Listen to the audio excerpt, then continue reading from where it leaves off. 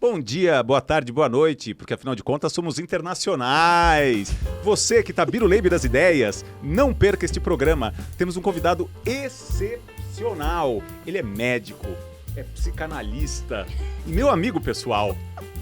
Com vocês, eu mesmo, André Fusco. Oi, olá, é um prazer estar aqui, Ana. Gostei muito de novamente estar nesse meio, me traz muitas boas memórias. Eu amo a bipolaridade. Que somos internacionais, mas estamos na Barra Funda mesmo! Beijo, Mauri, beijo, Luana, beijo, Paulinho, beijo, todo mundo. Laís, faz falta, muito bem. Adorei essa abertura, acho que você pode assumir. Biruleibe... Biruleibe das ideias. Biruleibe é um negócio que eu falo, né? Você sabe disso. Então, é uma palavra que eu aprendi com você. É isso mesmo, muito bom. Agora posso trabalhar? Pode, desculpa. Muito bem.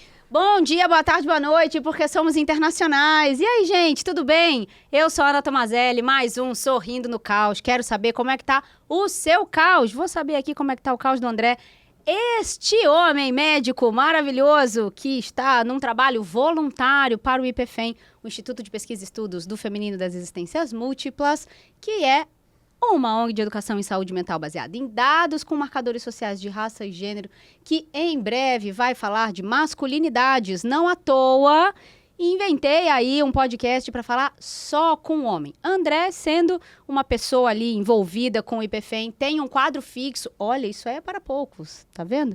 Então, André tem um quadro fixo. A gente não fica falando só de medicina, não fica falando só de medicina do trabalho, mas a gente vai falar sobre as relações de trabalho, sobre relações humanas de uma maneira geral, sendo nós dois psicanalistas, eu ia falar psicanalíticos. Oi, Freud, um beijo. Também. Psicanalizados, enfim, milhares de coisas a gente é. E esse caos é isso aí. A gente não tem roteiro, a gente tem um tema, na verdade. A gente, em geral, tem um tema. Se a gente segue o tema, nem sempre. Hoje, a gente escolheu falar sobre liderança. Dá pra fazer o quê? 7 episódios. A gente vai tentar fazer um episódio um pouco mais curto, talvez, assim, curto para os nossos padrões, né? Ali uma hora e talvez e pouquinho, enfim. E aí eu quero começar, então, com uma pergunta, digamos assim, polêmica. Manda. Você acha que a liderança consegue resolver os desafios dentro de uma empresa, de uma corporação, os desafios de uma equipe, o que a gente coloca, né, nesse prato aí da liderança, do que ela tem que aprender, do que ela precisa fazer e produzir ali no dia a dia do trabalho. Você acha que ela dá conta disso? Tem que ser uma palavra só, assim?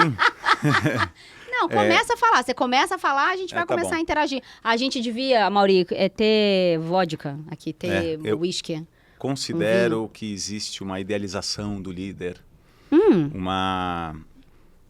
E que acaba gerando uma sobrecarga, uma culpa. Eu vejo, inclusive, muitas empresas fazendo uma pesquisa de clima, vê que essa área aqui está com algum problema, e aí entrega a pesquisa de clima para o gestor, para o líder e fala, faça um plano de ação.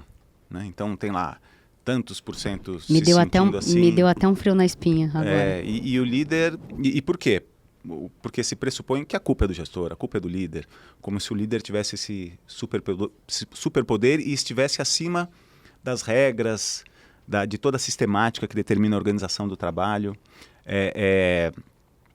Eu já vi líderes de empresas muito adoecidas e o que eu via não era má fé ou nem incompetência do líder.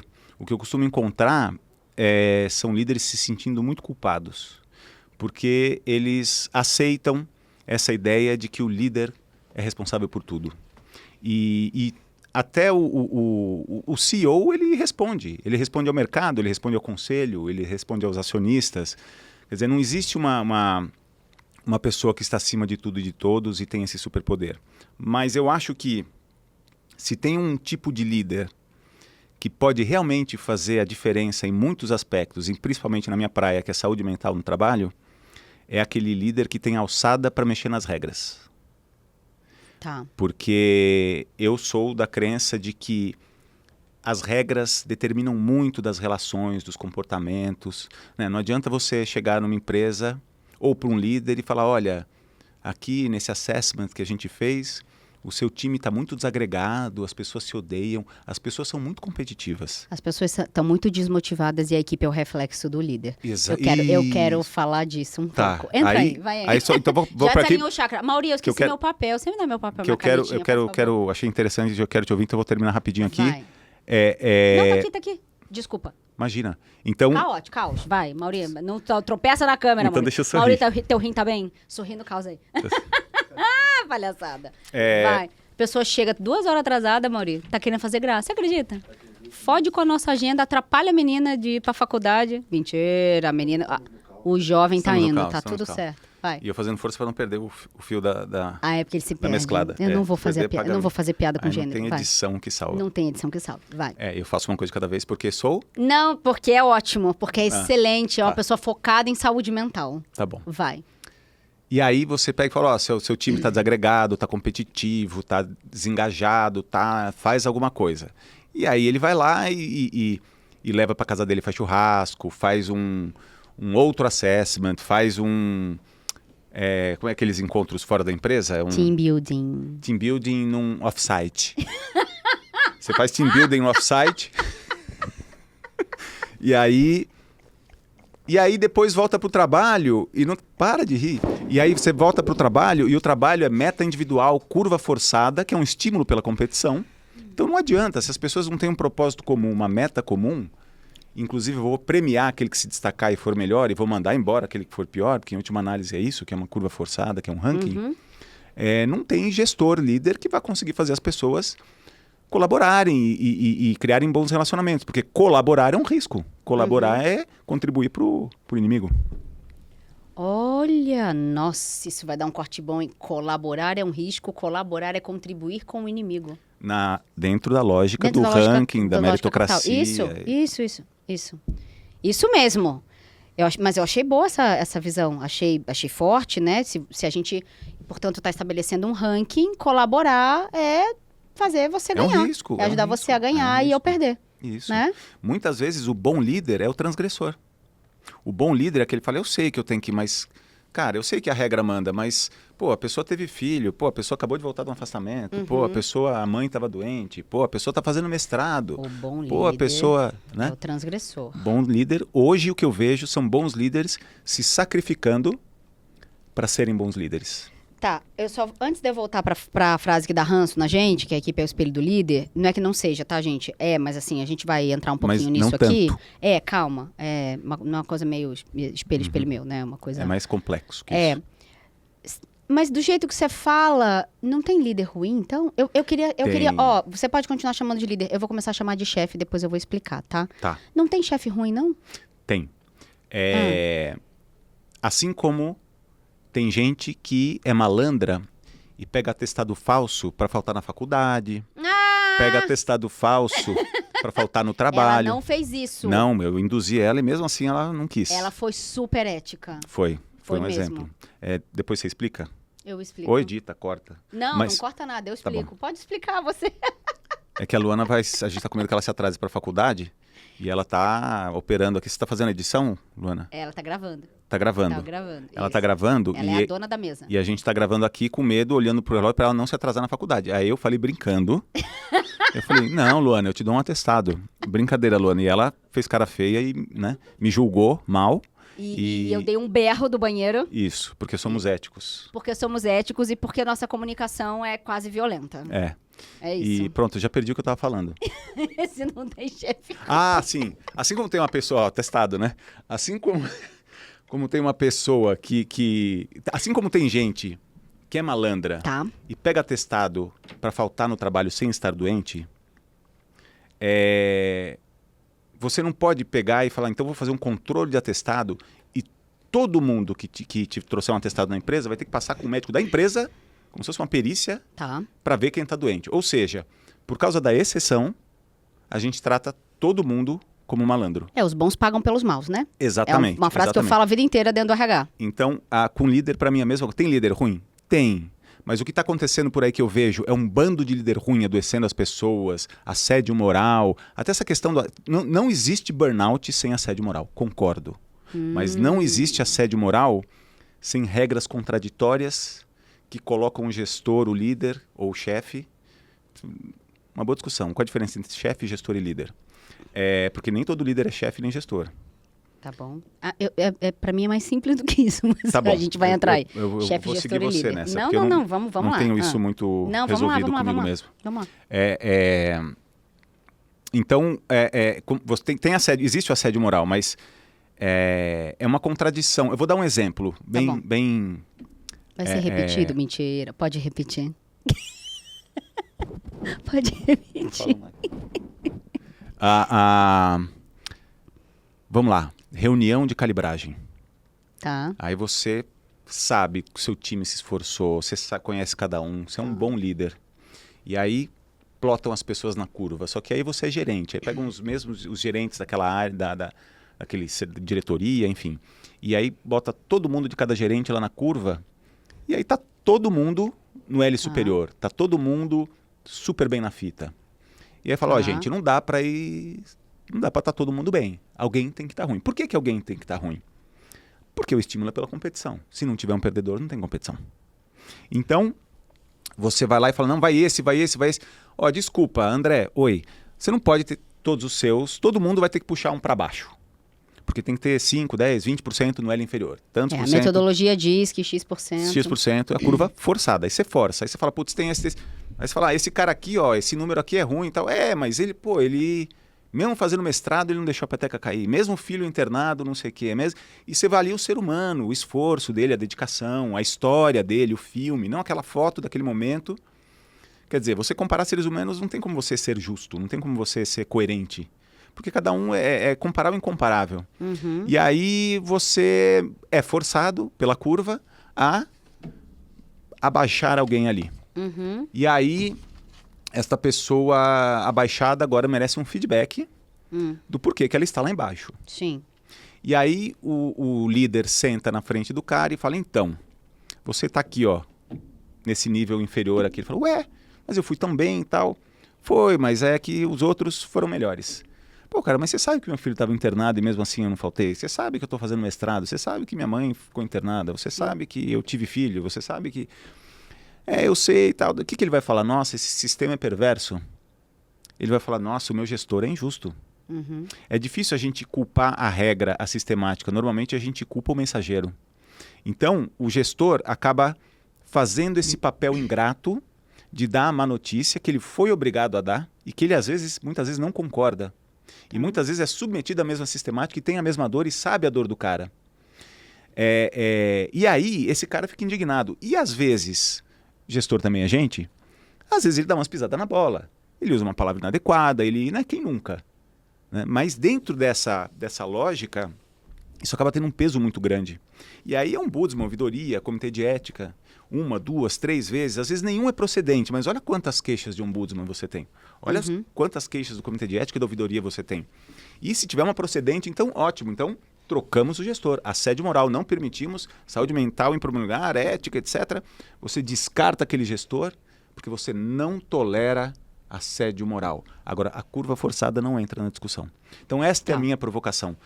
Eu acho que a gente já passou de focar no doente, falando que o doente é o sedentário, sem resiliência, que não medita, não tem equilíbrio, e a gente está falando, não, está acontecendo alguma coisa, está todo mundo doente, não é possível que todo mundo seja biruleibe das ideias. Pois é, né? Então, agora a gente está passando para o gestor. Então, hoje, agora, o responsável pelas mazelas do mundo corporativo, do mundo do trabalho, etc., é o gestor. Só que ser gestor é um fator de risco para adoecimento mental. E o gestor, muitas vezes, principalmente os gestores que estão nessa posição há não muito tempo, aqueles gestores que foram colocados como gestores porque são ótimos comerciais, porque são ótimos vendedores, porque são ótimos técnicos de informática, e eles se destacam, mas eles não têm talento para gestão.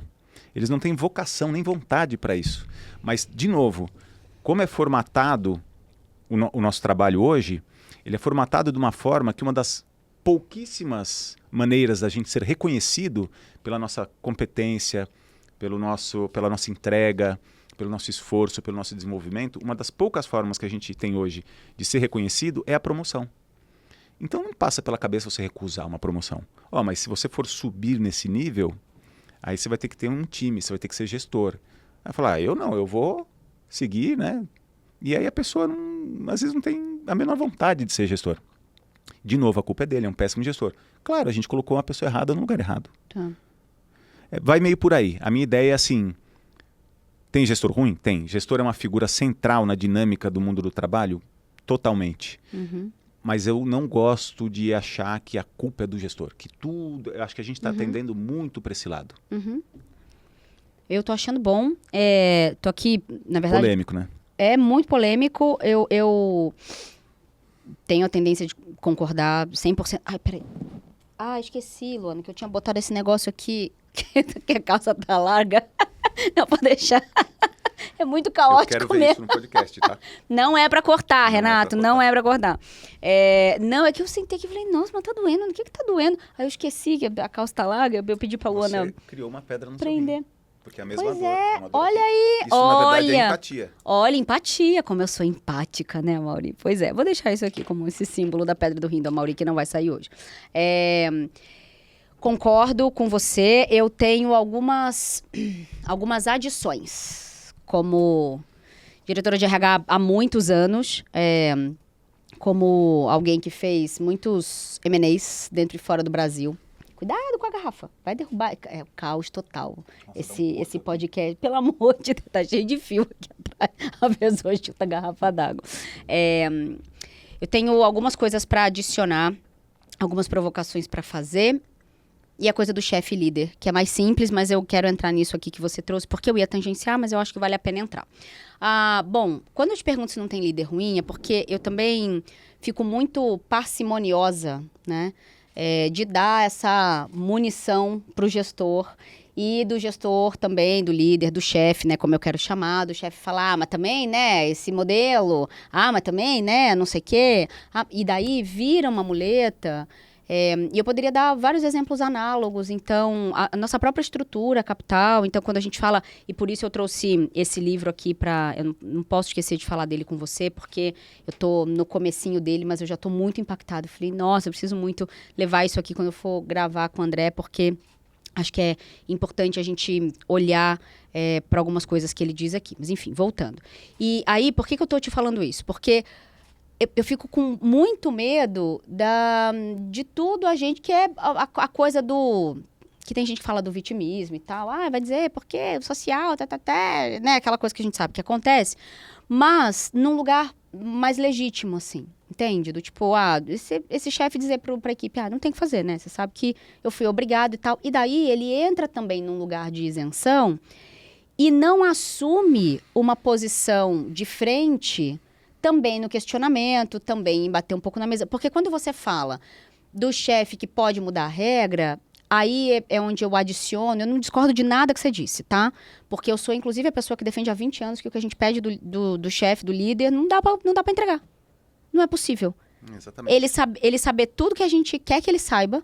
Não é possível ele entregar tudo que uma equipe quer que ele entregue. Não, apenas não é possível. Ser pai de uma equipe inteira e exatamente, desenvolver todas as pessoas dizer o seu caminho de carreira e dar o feedback de não sei o quê. Messias, né? Exato, um pai, um Messias. E aí essa coisa de ter ali, às vezes, 15, 18 diretos, né? Aí você fala, gente, pera, calma.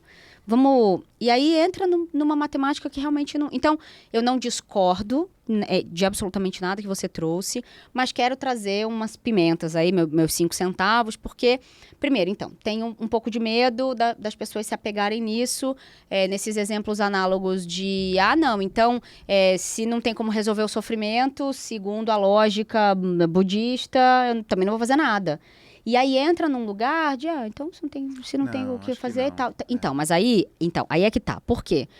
O que eu quero discutir dentro disso, né? Dentro dessa lógica, e por isso eu vou fazer a diferenciação dos nomes. Porque tem eu não vou lembrar o nome agora da pesquisadora.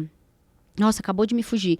Tem uma pesquisadora, salvo engano, de Pernambuco, que fez uma tese de doutorado sobre os entrincheirados, os profissionais entrincheirados. Que são profissionais, eu vou fazer a Mauri ver se vai dar ruim aí na câmera, tá? Que eu preciso fazer aí, que já que eu tô do lado de um ator, diretor de teatro, eu vou fazer para ele entender, para todo mundo entender.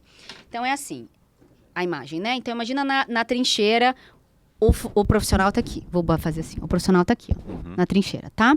Então, eu tô aqui, ó. Bom, então a coisa tá acontecendo lá. Eu tô aqui. Ah, quem vai lá, né? Quem vai lá atirar no inimigo e fazer, pra falar numa reunião? Não, eu tô aqui fazendo o meu, tal, não sei o quê, né? O manual do Moita, como tem no serviço público. Então, você fica aqui e tal. Então, você nem vai lá defender ninguém, nem brigar por nada, nem tomar a frente de nada, mas você tá aqui e tá, pô, ganhando meu salário, né? Tô fazendo aqui o que... Ah, mas você não vai falar no reunião? Mas não adianta nada. Ah, mas por que você não explicou que deixou as pessoas entenderem diferente? Ah, porque eu tô cansado de apanhar. É. Então, ela cunhou esse termo. Talvez eu faça o programa, o episódio inteiro daqui, talvez. Talvez, Então tá bom, porque o vamos joelho tá bom. É, né? Então, assim, vou levantar agora. Eu amo que é loucura. Eu amo que é loucura. Ela vai muito longe, né? A gente vai fazer um pouquinho de entrincheirados aqui. Você vai aonde? Tem que abaixar o microfone, André. Não, eu falo assim, tá bom. Não, assim não vai sair o áudio, André. Tem que botar... Assim- ele é assim unidirecional, vai dar- o técnico. Vai dar verme de disco cervical. Não dá. Tá Aqui, duro. ó. Não pode não. Ah, pronto. Aqui, Não. ó. Já resolvi, Amaury. Oi. Já resolvi. Tem que ter ajuda, né? Muito bem. Eu acho... Posso Pode. fazer uma interferência? Pode, deve. Fala. Não é mansrupting. Vai, André. Para de fazer a piada do gênero. A Luan tá se mijando, ela não vai querer nem ir pra faculdade. Vai pedir aquele A atestado. questão é que eu acho que a pessoa que está... Não, deixa eu ficar quietinho, que assim ninguém vai ver. Né? Deixa eu... Ou um paralelo com a pessoa que está em casa, afastada pelo INSS. Aí tá ganhando salário, não tá fazendo nada. É uma pessoa doente. É uma pessoa doente, mas às vezes é ela promovida. É isso que eu quero falar aqui. É ela Às vezes promovida, é mas ela ela... promovida. Mas é uma pessoa sem propósito. É uma pessoa que Será, perdeu as André, esperanças. que é só isso? É uma pessoa que já tomou muita bordoada. Será que é só isso? Não, tem malandro? Tem. Tem. Mas não é esse o problema, eu acho. Tá bom. Porque o que eu vejo é que as pessoas que estão assim são pessoas que já sofreram bastante. Não, isso é... São pessoas que Ok. sofreram bastante e perderam as esperanças Tá bom. e não tem mais o desejo de evoluir, de mudar. Tá bom, mas por que elas estão ali ainda, André? Por que elas estão ali há 5 anos, há 10 anos? Tem um salário, tem conta para pagar. Então, pois é, mas alguma dimensão de autorresponsabilidade tem. Não tem, a pessoa tá Não, sobrevivendo. alguma tem. André, não, Tem levanta. a sério. responsabilidade. Não, Tá bom, levanta, tá bom, tá levanta. bom. Tem. Tá, Alguma não tem. vale brigar. Não vale brigar. Não vale brigar, dá o dedinho, vamos arrumar de novo esse negócio, levanta todo Mas- mundo. Vai, Mauri. Tem- Parar de fazer tem- bagunça aqui no Mauri. André, sério, alguma autorresponsabilidade tem que ter, nem que seja pra pedir ajuda, pra, sabe, procurar alguma rede de apoio, alguma... Pra mim, eu entendo. De novo, é a complexidade da coisa, né? Sim. E a beleza desse tema também. Sim. Tem gente que é assim. Mas o que eu observo, e eu não tenho estudo para falar disso. Não, mas aqui o empírico serve. Super, eu sou no super meu empírica. empirismo, Vamos lembrar que o você eu foi observo responsável pela medicina do trabalho de um grande banco desse país por do 10 maior anos? banco da América Latina por 10 anos. Do maior banco da América Latina por 10 anos? E fiz um estudo, enfim, fiz E alguns hoje tem estudos. várias empresas também, né? Eu já participei de um grupo de investigação dos doentes, porque não é possível que tudo Sim. isso aí esteja doente. Sim. E não peguei, 0 malandros. Não, eu acredito que... Inclusive saiu um dado agora que 1 entre 4 profissionais estão doentes e eu falei, nossa... Eu acho que é mais, viu? Não, eu postei nos stories ontem à noite, eu falei assim, olha, eu não sei porque que vocês estão surpresos, o que me surpreende é que não sejam 8 em 10. Não. 9 em 10, Ou você 12 tá, em ou 10. Você teve ou você vai estar. Isso é a Exato. Organização Mundial da Enfim, Saúde. deixa eu só... Aí vou... Não, mas só pra Você é tem que nem mais você mais chegar pra um coisa. cara com depressão e falar, mas por que ele não sai da cama? Não, vá. tudo bem, um dia tá tão lindo, vamos tomar um ar. Vamos tomar uma e o cara fala, não consegue, ele fica mais deprimido ainda. Não, e eu sempre digo que se a pessoa tivesse com o fêmur pra fora, uma coisa meio Kill Bill, ninguém ia falar assim, então um dia tão lindo lá fora, mais vamos tomar um concreto, ar. né? Porra, Eu acho me que ajuda. esse gestor na moita é uma pessoa doente. Não, essa pessoa de um jeito geral, mas mesmo o gestor, tá. É uma doentinha. Aí eu queria só, então, eu concordo, mas tem essa minha provocação aí no meio, que é, pra mim tem alguns tipos de adoecimento. Tem o adoecimento que vai ser relacionado à saúde mental, que é um campo que a gente atua bastante, mas para mim tem um quê de adoecimento social, Muito. que é um adoecimento social justamente nesse lugar um pouco da... mas também eu vou fazer o quê fora daqui? Porque tem, para mim, a questão da saúde mental, ela vai, sim, estar bastante atrelada e circunscrita àquele contexto, mas daí, para mim, tem esse outro pedaço de adoecimento, que é onde eu provoco que tem um pedaço de autorresponsabilidade, que é a pessoa olhar, né? E, bom, essa é a única vida possível. E aí, eu tô falando isso como mentora de carreiras, né? E transição de carreira e tal. É muito interessante como é um lance caverna de Platão mesmo. A pessoa só enxerga aquilo ali e aquilo ali é todo o mundo para ela. Mas é a síndrome de Estocolmo. É você não ver uma saída e se perceber completamente desamparado diante do seu opressor, do seu controlador, Sim. do seu patrão, Você da sua empresa. Olha, você colocar a síndrome de Estocolmo nessa conversa é bom demais, hein? Mas é isso que eu vejo, porque...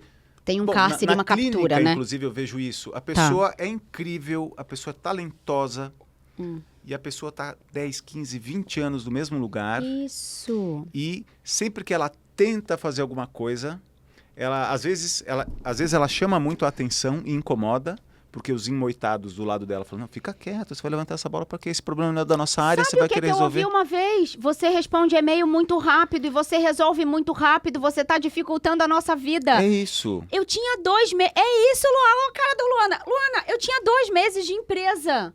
As pessoas lá tinham 10 anos e doentes. eu olhei... E aí eu olhei... Então... Doentes. Aí eu olhei pra ele... Então, aí eu quero falar uma coisa. Eu olhei pra todos eles e falei... A gente era meio parça, assim, né? Da brincadeira e tal. Eu olhei pra eles e falei... O negócio é o seguinte... Vocês vão tudo tomar no cu. Porra, desde quando ser bom é ruim? Desde quando ser bom atrapalha? Eu não tenho... Não me interessa que os clientes internos de vocês...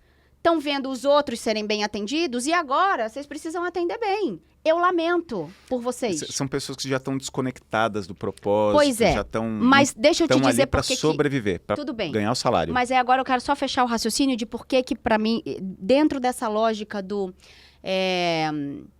a culpa é minha ou parte da culpa é minha e meio Homer Simpson, eu vou botar ela... Eu vou colocar ela onde eu quiser, né? Eu vou botar ela onde eu quiser. E aí é o mesmo princípio da patologização da vida, né? E da medicalização da vida também.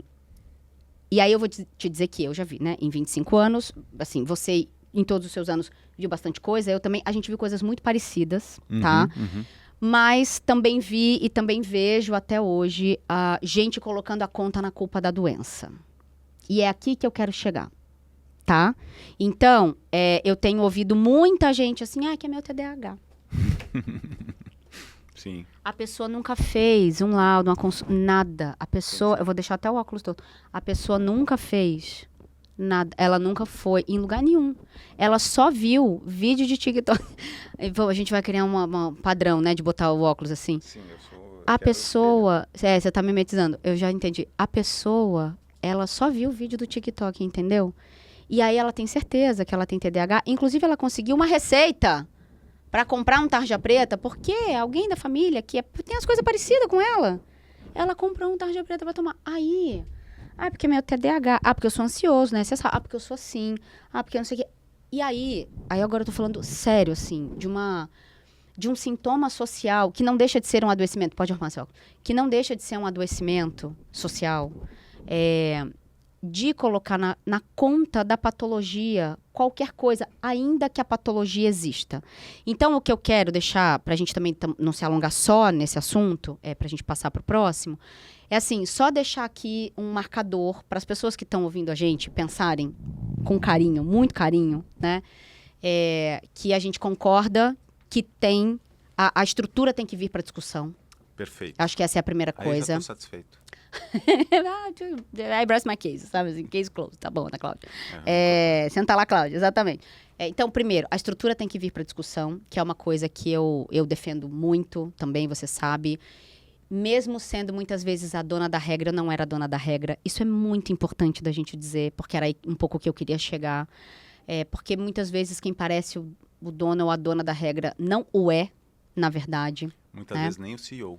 Muitas vezes nem o CEO. Muitas vezes nem o CEO é dono da regra. Tem que falar pertinho do microfone, já o Amaury vem aqui brigar com a gente. Símbolo Puxa o fálico, microfone, chega pra cá, você solta nesse lugar. É que o meu joelho Muito bem. bate na mesa. Muito bem. Então, eu acho que essa é a primeira coisa. Acho que a segunda coisa é entender que tem o sintomático individual e o sintomático coletivo ali dentro Tem. daquela equipe, né? E a doença tem ganhos secundários e tem tudo. Exato, eu fico ali também por várias coisas, etc. Né? E depende muito do contexto de vida. Uma pessoa que vai ser arrimo de família, tá sustentando o pai idoso, vai ser diferente de alguém que tem uma estrutura melhor e tal. Isso aqui a gente sabe de toda a tessitura. Acrescentaria até que o mundo está muito doente. Muito. Muito doente. Muito. Eu sou daqueles que acreditam que o trabalho tem um papel... Aliás, Cristo de Jure chama isso de centralidade no trabalho. Né? A gente na família é ensinado a prosperar, vencer na vida, se destacar, Sim. ser o melhor. Na escola a gente é preparado para o vestibular, para ter carreira, para ganhar dinheiro. E os mecanismos, os produtos de RH, os mecanismos de incentivo, de engajamento e etc e tal, não são pela relevância, pelo serviço que você faz, não são pelo serviço e são pela competição, pela se destacar, vencer na vida. Então tá todo mundo solitário, tá todo mundo muito doente. Falar que uma pessoa que tá doente, falar, mas também, né, faça a sua parte pelo menos, é meio, tudo bem que o cara perdeu a perna na guerra, mas, poxa... Não é isso, André. Vamos voltar então. Vamos voltar, porque a gente não entendeu, pode sair né? daqui. Eu entendi, mas assim, de verdade.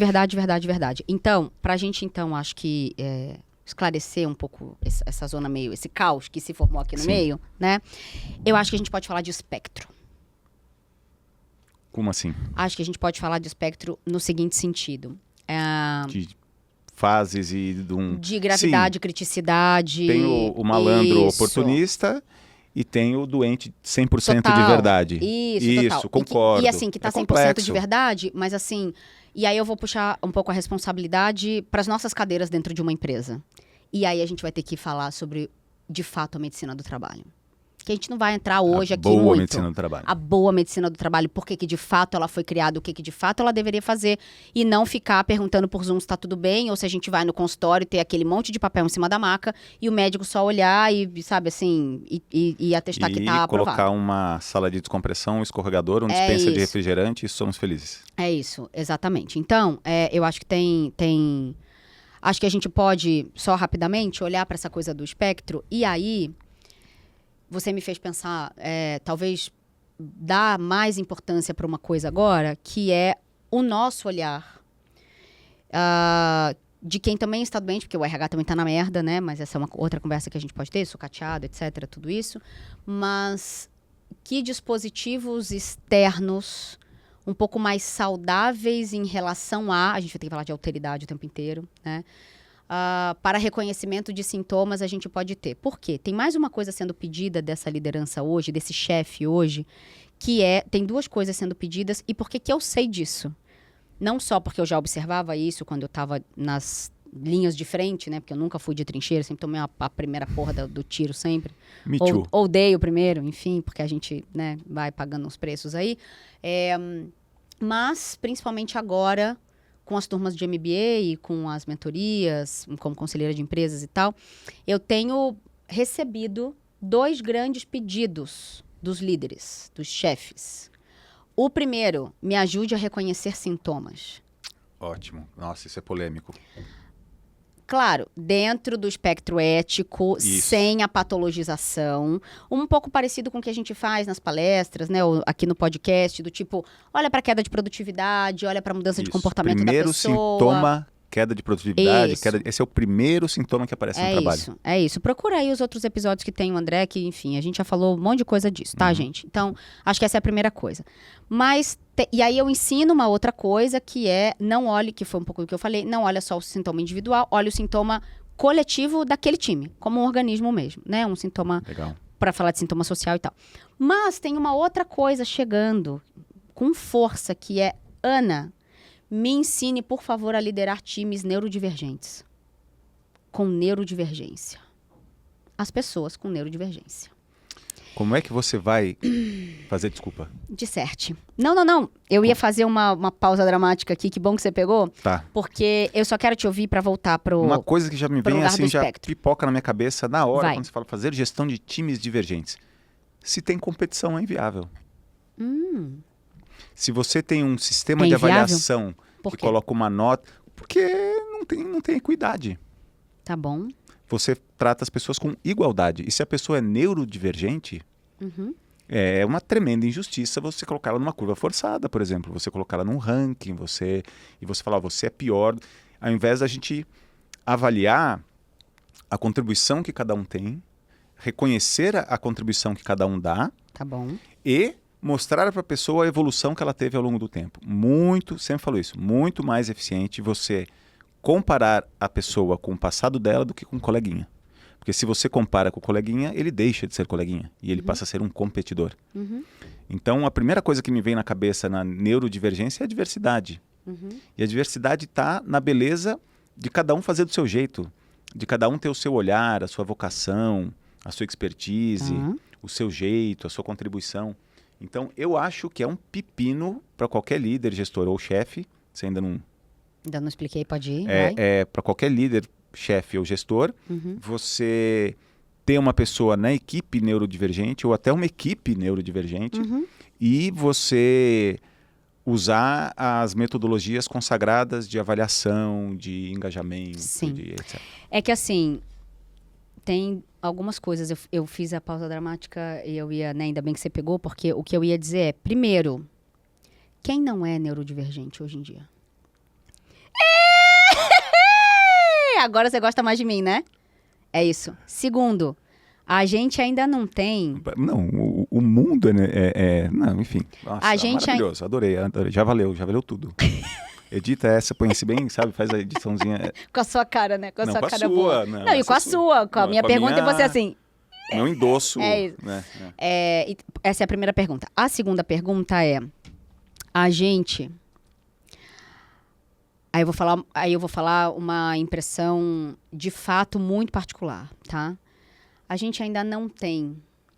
Eu não vou dizer nem só tecnologia, mas a gente ainda não tem repertório para avaliar e escrever na pedra o que de fato são as neurodivergências, porque se a gente está falando de neurodivergência, para mim é exatamente o princípio da tal da diversidade no mercado de trabalho, que a minha primeira pergunta é, relativo a quê? É diverso relacionado a quê? Qual que é o normal? É neurodivergente em relação a quê? Me Tá dá divergindo do quê? Me dá o normal. Tá diverso do quê? Me dá o normal, né? Então, eu vou procurar sempre, como pesquisadora, o parâmetro. Então, me dá o parâmetro para você me dizer por que você está chamando de diversidade. Me dá o parâmetro para você me dizer por que você está chamando de neurodivergente. Porque eu não vejo ninguém que não sabe tocar um instrumento, tipo eu. Você toca instrumento musical? Alguma Putz, coisa? eu tocava violino. Porra, foda-se, não. Você não me serve de exemplo. Eu não toco nenhum instrumento musical. Tentei e tal. Não consigo, coordenação motora fina. Não dá. Né? O tamanho do violão Eu também. canto muito bem, quer Enfim, ver? não quero, não Tá. quero, não. Por que que quem não sabe tocar um instrumento, como eu, quem não sabe cantar como eu, mas eu tiro 10 no karaokê cantando Rosana? Não vou dizer que música que é, ele provavelmente já entendeu, você que tem mais de 40 também, o jovem vai ficar curioso. E por que que quem, por exemplo, não pinta... É como uma deusa, não? É óbvio. Com coreografia. Pega essa imagem, entende? Por que que quem não faz essas três coisas, tocar um instrumento, cantar e pintar muito bem, por que que quem não faz essas três coisas não é chamado também de neurodivergente? Sim, é uma Não é? habilidade que não tem. É uma habilidade que não tem. É uma funcionalidade que não não tem. desenvolveu. É isso, cognitivamente não Nossa, se tem. maravilhoso, eu adorei. É Eu não exatamente pinto nem dentro da linha, né? Então veja, qual é o parâmetro? Não vamos dar o parâmetro hoje, nem da diversidade, nem da neurodivergência, tá? Mas eu estou explicando esse raciocínio para dizer o seguinte.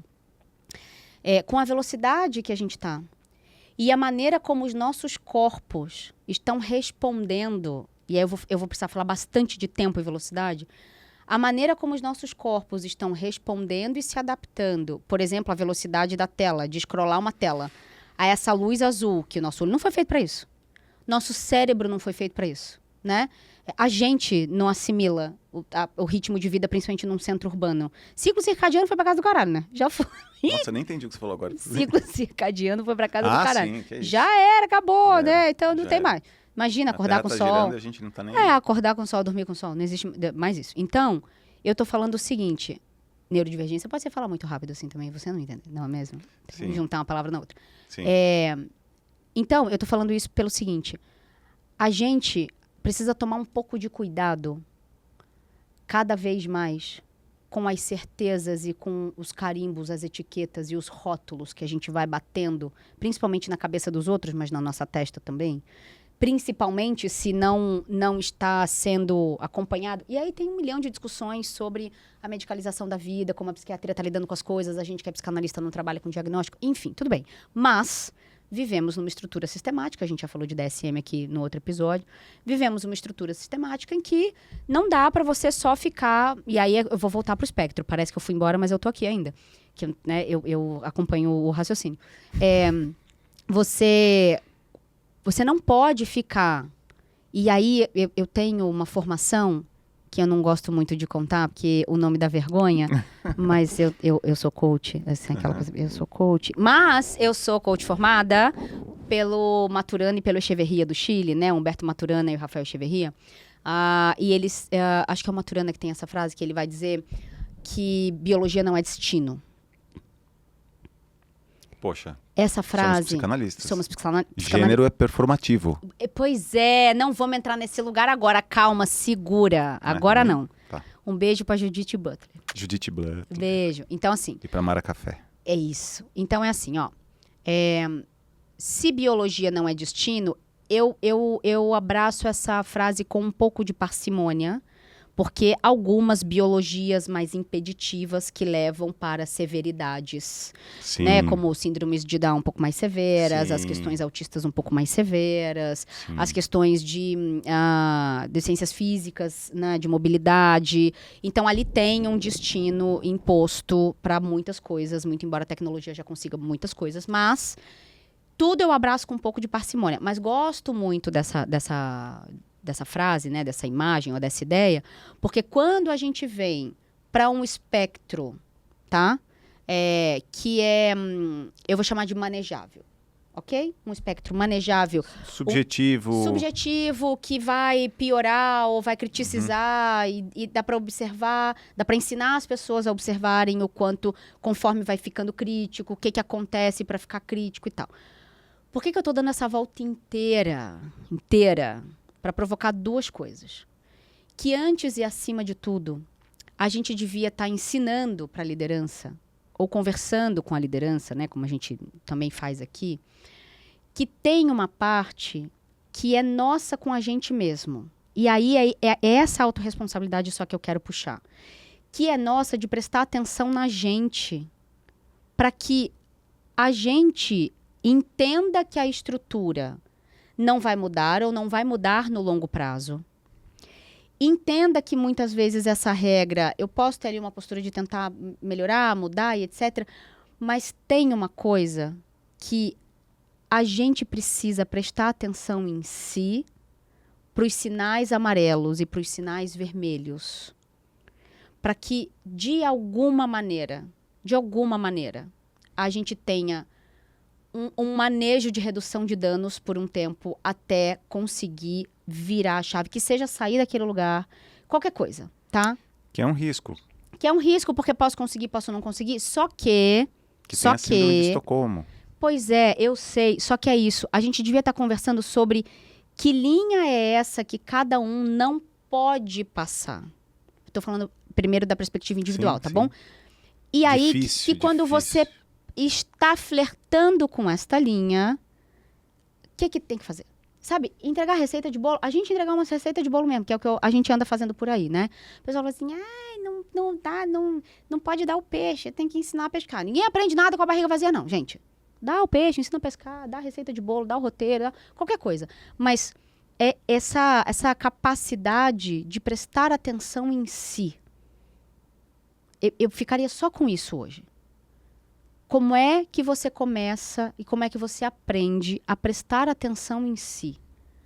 Isso hoje é transgressor. Muito Foi transgressor. transgressor. Muito transgressor. Eu concordo em gênero, número e degrau. Que Mas, besta. mas a provocação que eu trago é que bom seria que se isso não fosse uma transgressão. Aí, tu quer o quê? Que eu feche a camada de ozônio também? Quer acabar com a fome no mundo agora? Quer o quê também? Não queremos? Não, queremos, mas Ou não dá vamos pra ser destruir o agora. planeta assim? Não, dá pra ser agora. Acho que precisamos de um certo radicalismo Então, mesmo aqui. sim, concordo, mas vamos trabalhar com a realidade. Na realidade, a gente faz redução de danos enquanto muda a estrutura. Sim. Porque não dá pra... A Sim, estrutura não vai mudar de uma hora sim, pra outra. Sim. Ponto. Sim. Não é possível. Certo? Eu acho que o pênalti aqui é a gente achar que o problema é esse. Não, não é. A gente parar por aí, Não, entendeu? é isso, mas não é. Não é. Sala Por de isso que a gente descompressão. funda a ONG. Não, por isso que a gente funda a ONG. Porque somos Inferno. somos idealistas. É isso. Ah, Não, ah. somos outra coisa que eu vou te contar o que a gente é agora. Nós somos possíveis. Não, é Nós quase. somos sim. Para! Não. Nós somos. Eu vou te explicar o que é. Mas, deixa eu só avançar aqui. Por quê?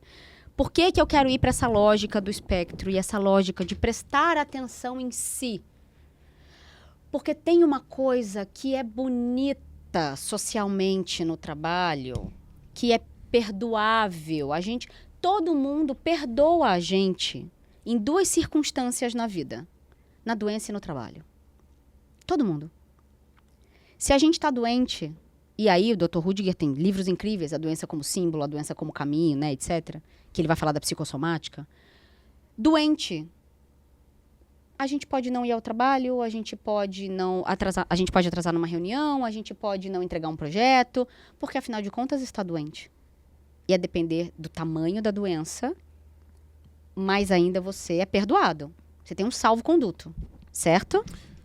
Tô falando de família, tô falando de trabalho. É isso, mas doente tem ali uma compassividade que se levanta um pouco mais nas pessoas, principalmente se essa doença é grave, tipo um câncer. Sim. Concreta, grave, Concreta, evidente, física, etc. provada por exames. Isso, Sim. exato, exatamente. E aí saúde mental escorrega meio nisso. Uhum. Então, acho que tem primeiro isso, Sim. né?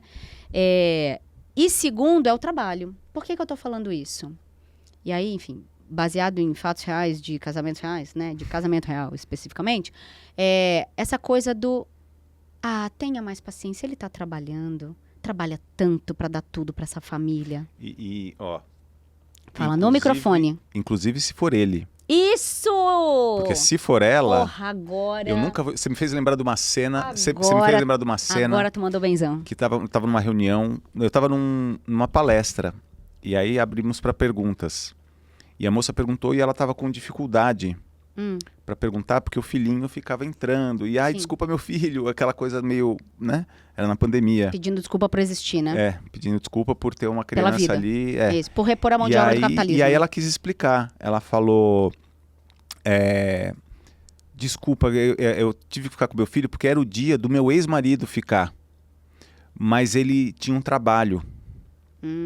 Mas ela Eu falei, e você está fazendo o quê? Aí ela falou, nossa, é mesmo. É isso.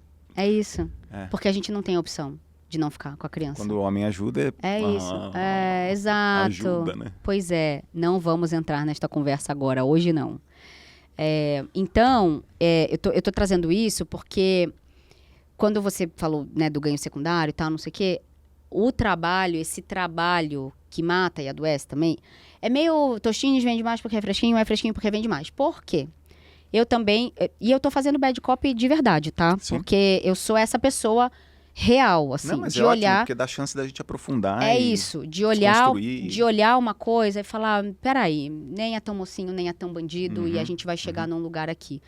E aí, por que eu tô provocando isso? Porque o trabalho é um grande lugar de fuga também. Também, Então, principalmente para o homem.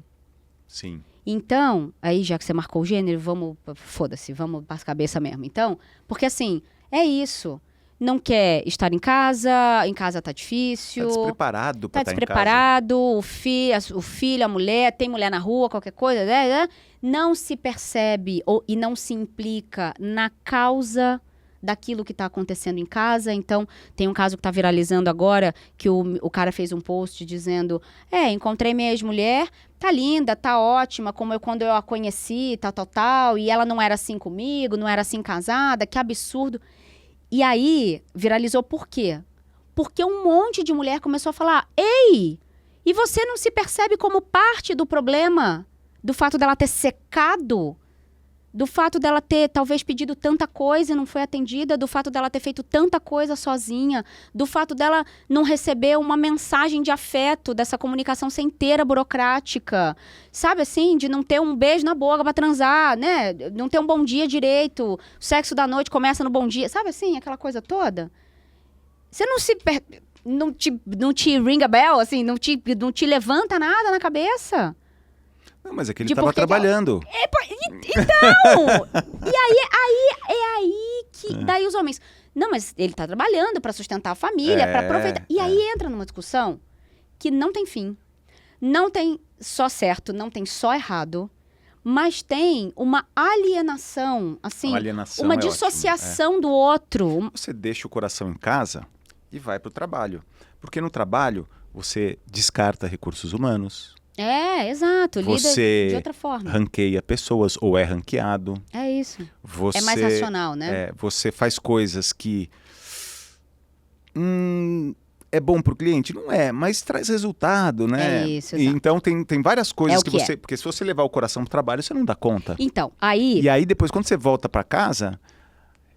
essa cisão é difícil desfazer às vezes. Só que por que eu fui por esse caminho? Porque...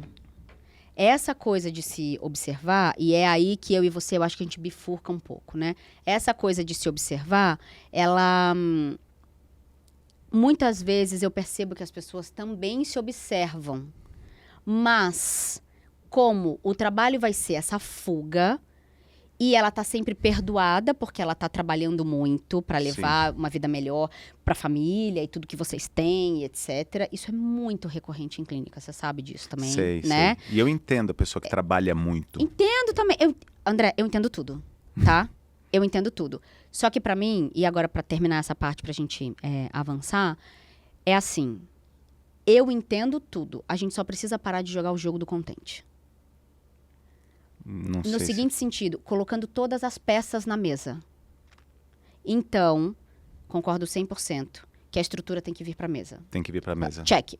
Beleza. Senão... Beleza. O adoecimento tem que vir para a mesa. Check. Beleza. A coisa social. Tudo tem que vir...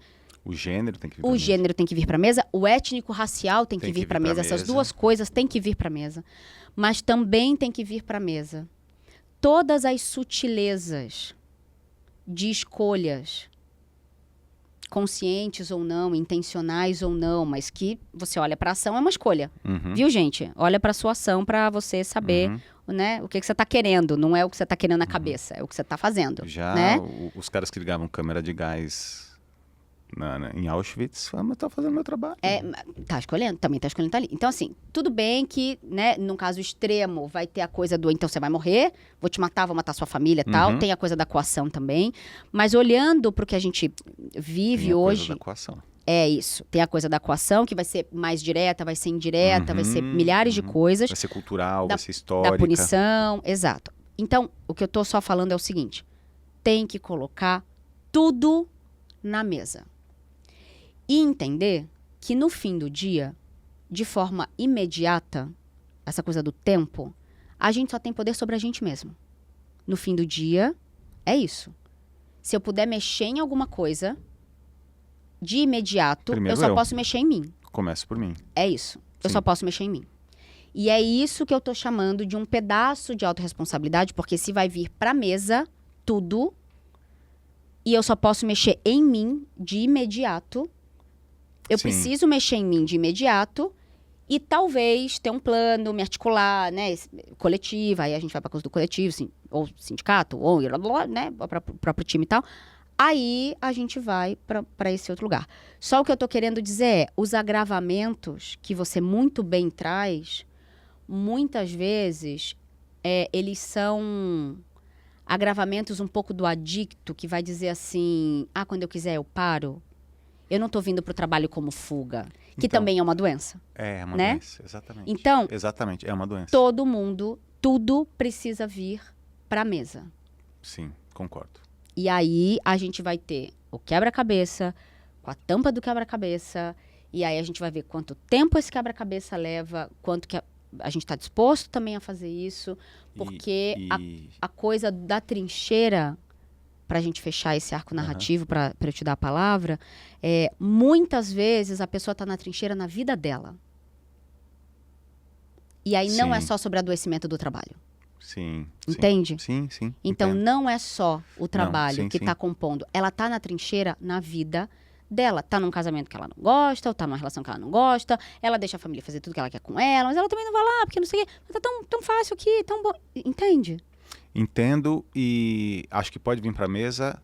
Aí eu coloco diferente, então. A questão é o risco que a gente corre, e eu vejo isso acontecer, da gente parar aí. Perfeito. E aí, ao invés da responsabilização da vítima, a gente passa para responsabilização do chefe gestor líder.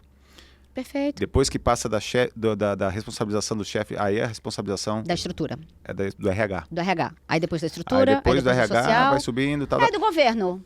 Aí O PT acabou com a nossa vida mesmo. isso. E aí vai nós chegar somos nesse lugar. vítimas. Tem um culpado e nós somos vítimas. Então a gente não se implica. Isso. Então acho que aí a gente se encontra. A gente precisa se implicar. Isso. Mas não implicar na busca do culpado. É isso.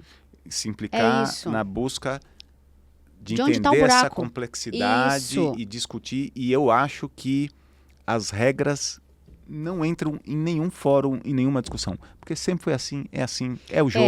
Tem que jogar o quando jogo. eu não sou o RH, mas tudo bem. Aí é só uma outra conversa, porque eu já não sou mais, né, na frente de operações. Então, já comprei também muita briga. E aí, Eu também. tô falando disso porque é isso. Ter essa conversa, essa é uma conversa difícil.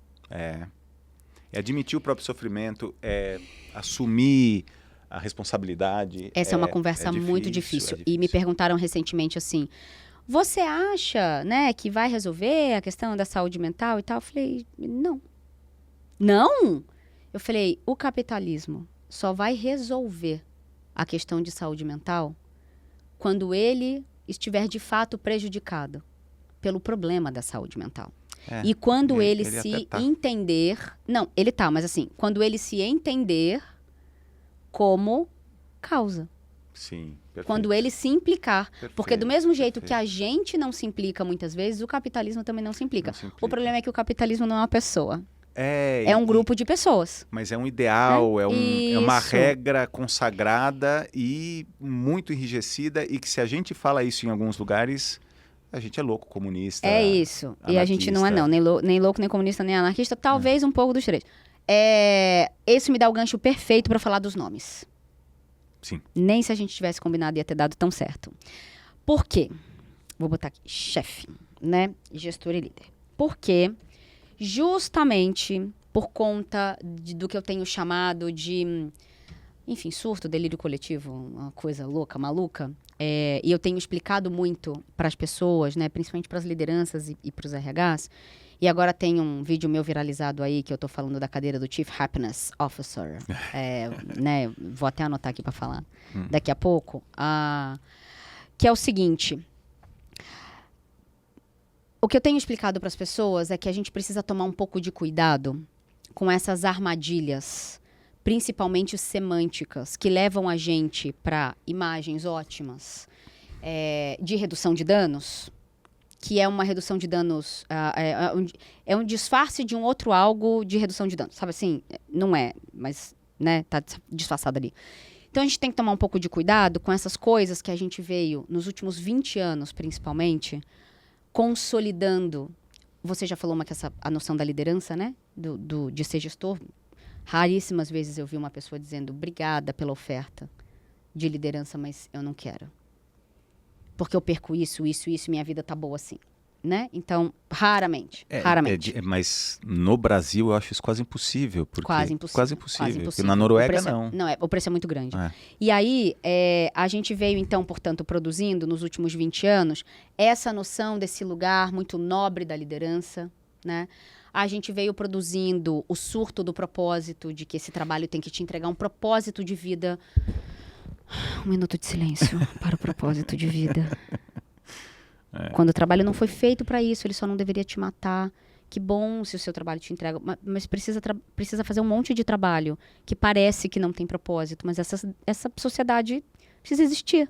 Né? Às vezes o propósito do trabalho é esse, mas é servir. Precisa servir Pode para ser, alguma coisa. Exato, também pode ser. Olha só que polêmico. Uma empresa não pode servir para dar lucro. Pois é. Aí, segura isso aí. Não, segura. Vamos dar uma segurada. Então, a gente produziu essa loucura do tal do propósito. A gente, portanto, vem produzindo uma loucura da felicidade no trabalho. Que, enfim... Ausência de sofrimento. É né? isso! Eu vou fazer um parênteses para explicar do meu vídeo que viralizou com o Léo Kaufmann, que vai estar aqui nessa bancada também. Eu fui no RH Talks, do RH Summit, e a gente também, obviamente, não teve roteiro, mas a gente sempre põe fogo no parquinho, e ele botou um extintor de incêndio. Tanto que quando ele vier, eu tenho que trazer um extintor de incêndio para pôr aqui. A gente não tinha roteiro, ele me fez uma pergunta que ele sabe a minha opinião, mas ele me fez, filho da puta, na hora, ao vivo, tava ao vivo. Ele olha pra mim e fala, o que você acha da cadeira do Chief Happiness Officer? E aí eu dou uma gargalhada muito honesta, mas eu ri de nervoso, né? Eu vou te mandar o vídeo pra você ver. Eu ri de nervoso e aí a minha resposta começa com, bom, é mais uma cadeira pro CFO rir. Aí ele me olha e aí eu começo a explicar, só que era pouco tempo. Enfim, a gente vai fazer uma live com uma Chief Happiness Officer, porque daí aconteceu uma coisa muito interessante. Só os Chief Happiness Officers não gostaram do vídeo. Todos os outros. Inclusive, numa palestra essa semana, eu contei isso e um CFO que estava no fundo riu. Porque, tecnicamente, eles riem da nossa cadeira. Da cadeira de CHRO, de C-Level de RH. Porque milhares de coisas. Podemos entrar nisso um dia, mas eu estou dizendo o seguinte. A gente vem produzindo essas loucuras de que o trabalho remendos. É só um lugar... E aí, eu não sei nem se é um remendo, André... Ou se é de fato, pensado como uma canalice. Manutenção do... Para dar conta. Patologia social, manejo de sofrimento, né? Sim. Então, assim, é criminoso. Como assim somos responsáveis por isso? A gente tem até um Chief Service Legacy. É isso. Como assim? E sabe o que eu tenho ouvido muito? Ana, essa pessoa deve estar com algum problema em casa. Não é possível que o trabalho é que produz tudo isso. Eu falo, gente, tudo bem, pode não ser o trabalho, mas o trabalho agrava. Aí eu vou toda na explicação, tal, enfim. Responsabilização das vítimas. Totalmente. Então, eu tô trazendo isso para dizer o seguinte. Dentro dessa lógica que eu acabei de apresentar, dessas construções, e aí chega, inclusive, numa coisa que eu tenho falado bastante, que já há um par de anos eu tenho ficado muito incomodada com o quanto os eventos, principalmente os eventos grandes, eles são ambientes alienadores propositalmente. Por que eu estou falando isso? Tudo muito colorido, tudo muito lúdico, tudo muito iluminado, tudo com muita música, e aí uns acrobatas, uma coisa, um negócio. Parece que você tomou um ácido, já que a gente estava falando de... Não, parece que o trabalho é aquilo. Não, e aí... às vezes é um exemplo do que o trabalho poderia ser. Isso que é ironia. E não, para mim tem duas coisas também, mas para mim tem duas coisas que são.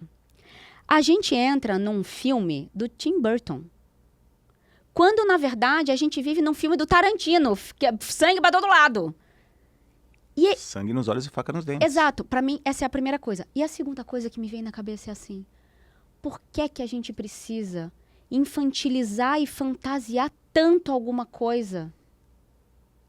Para conversar sobre as coisas, para falar sobre as coisas, para prender a atenção. Tem gente que vai nesses eventos, que tem milhares de estandes, e cada vez mais os estandes estão lá dando brincadeira, soquinho e não sei o quê. E aí a bolsa, tem gente que vai colecionar as bolsas e tal, vai pelo brinde, vai pelo brinquedo, vai pelo...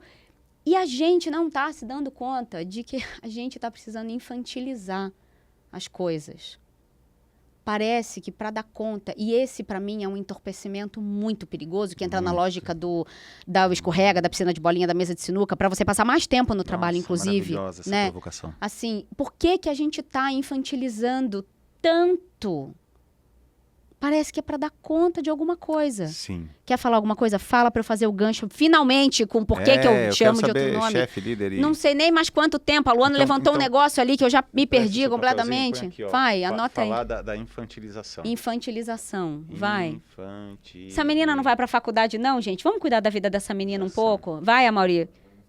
Tá bom, quando você... Tá, não é um problema, de verdade. Manda sua atestado? professora ligar pra mim. Para de oferecer atestado. Não, mentira. Manda sua professora ligar pra mim, por favor. Obrigada. Ela não tem a primeira aula, a verdade é essa. Ó, quando precisar muito parar, Mauri, faltando 10 minutos você me fala, aí a gente...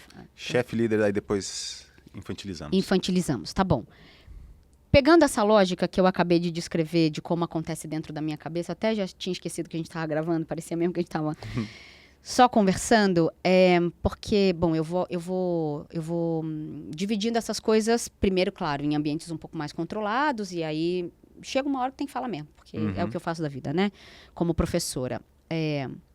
Para mim, inclusive, alguns nomes que a gente dá dentro do trabalho são nomes que têm essa intencionalidade de distrair a gente. Para mim, começa no colaborador. Sim. A palavra colaborador, para mim, ela é um grande surto. Deveria ser. Então, nem tanto... Eu vou explicar por quê. Tá. O Cláudio tinha que estar nessa conversa. Cláudio, um beijo. Nosso amigo em comum que vai vir aqui nessa bancada também. Brunoro. Cláudio Brunoro. Por que eu estou falando isso? Porque, tecnicamente, no princípio jurídico, a gente chama de empregado. Esse é o termo, né? Muitas vezes na CLT. Funcionário, né? Porque majoritariamente... Ou alguma coisa others, né? O quê? Sei lá. Não, tô falando termo técnico primeiro. Tá, assim, tá. empregado, funcionário. Others, eu sou Ana Tomazellers. Isso é comunidade. Causers. Isso é outro... Isso é outro surto da internet. Não tô falando disso. Tô falando, tecnicamente, a gente tem empregado e funcionário. É isso que a gente tem, né? Porque, em princípio, o trabalho é uma relação comercial, Em princípio, tecnicamente, o trabalho é uma relação comercial. Na lógica do capital. Podcast. Na lógica do capital. Sim. Essa é uma relação comercial. Sim.